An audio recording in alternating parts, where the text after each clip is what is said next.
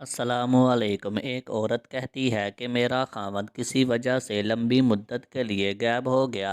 इस वक्त मैं एक कम उम्र बच्ची की माँ भी थी, जबकि मेरा ज़ईफ़ुल उम्र बाप भी हमारे साथ ही रहता था। हमारी गुर्बत और मुफलसी अपनी इंतहा को थी और अक्सर औक़ात हमारे घर में खाने के लिए कुछ नहीं होता था। अगर दोपहर को कुछ खा लेते तो रात को भूखा सोना पड़ता था। सब्र के साथ हम हर हाल में अल्लाह का शुक्र अदा करते थे। एक रात को तो भूख और अफलास ने हमारा वो इम्तहान लिया जो इससे पहले कभी नहीं लिया था। मेरी बेटी को शदीद बुखार ने आ लिया। बच्ची की बुखार और भूख से बनी हालत से मुझे अपनी और अपने वालिद की भूख भूल गई। ऐसी बेकिसी और लाचारी तो कभी न देखी थी। बेकरारी हद से बड़ी तो हर किस्म की तकलीफ़, चाहे वो भूख की हो या बीमारी की या गुर्बत व अफलास और गुनाहों की। कौन है इस ज़ाते पाक के सिवा जो इन सब तकलीफ़ों को दूर कर सकता है। ये सब सोच कर मैं उठी और जाकर वज़ू किया। वापस आकर बच्ची के माथे पर पानी से भीगी हुई पट्टी रखी और अल्लाह के हुजूर नमाज की अदायगी के लिए खड़ी हो गई। मुख्तसर सी नमाज पढ़ने के बाद हाथ उठाकर बच्ची के लिए दुआ की। उसके माथे से पट्टी उतार कर दोबारा पानी से भिगो कर रखी और एक बार फिर नमाज के लिए खड़ी हो गई। नमाज के बाद एक बार फिर बारगाह इलाही में दुआ के लिए हाथ उठाए।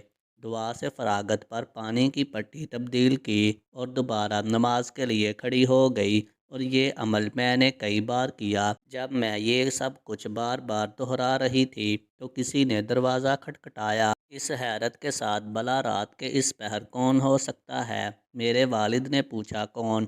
तो जवाब आया कि मैं डॉक्टर हूँ। मैं और मेरा वालिद, हम दोनों एक दूसरे को हैरत से देख रहे थे कि इसको किसने बुलाया है। मेरे वालिद ने जाकर दरवाज़ा खोला। डॉक्टर ने आते ही पूछा कि मरीज़ा किधर है, और हमने सादगी से बच्ची की तरफ इशारा कर दिया। डॉक्टर ने बच्ची को चेक किया। कागज़ पर एक नुस्खा लिखकर मेरे हाथ में थमाते हुए बोला, लाइए मेरी फ़ीस दीजिए और मैं चलता हूँ। मैंने आहिस्तगी से जवाब दिया, डॉक्टर साहब, हमारे पास तो आपको देने के लिए फ़ीस के पैसे नहीं हैं, बल्कि हमारे पास तो कुछ भी नहीं है। मेरा ये जवाब सुनते ही डॉक्टर जुला उठा और गुस्से से तकरीबन डांटते हुए बोला कि अगर फ़ीस देने के लिए पैसे नहीं थे तो मुझे आधी रात को फ़ोन करके क्यों बुलाया था? क्यों मुझे इस तरह बेआराम किया है तुम लोगों ने? डॉक्टर के मुंह से टेलीफोन का सुनकर मुझे लगा कि डॉक्टर गलती से हमारे घर आ गया है। मैंने हिम्मत करते हुए जवाब दिया, डॉक्टर साहब, हमने आपको टेलीफोन करके नहीं बुलाया, बल्कि हमारे पास तो टेलीफोन ही नहीं है। ये सुनकर डॉक्टर ने मुझसे पूछा,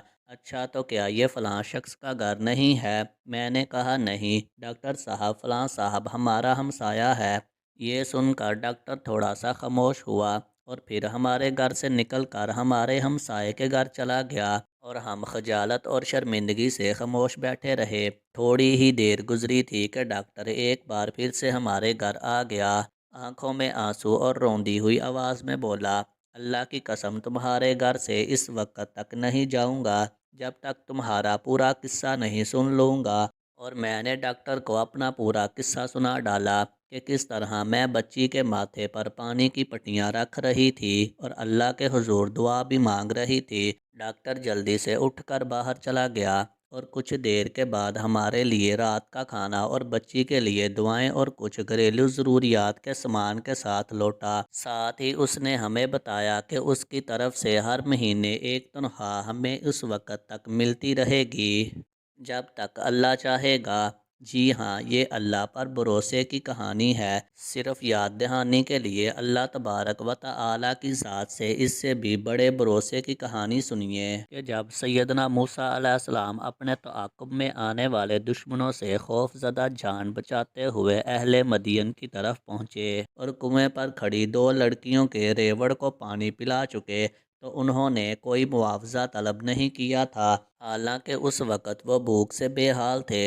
उन्होंने बकौल कुरान मजीद सिर्फ इतना कहा था, रब्बी इन्नी लिमा अंज़लता इलैया मिन खैरिन फ़कीर, परवरदिगार, मैं इसका मोहताज हूँ कि तू मुझ पर अपनी नेमत नाजल फरमाए। और फिर इसके बाद का किस्सा आप जानते हैं कि अल्लाह की तरफ से जवाब यूँ था کہ ایک لڑکی سے مفت میں شادی اور 10 سال کے لیے کام کا معاہدہ۔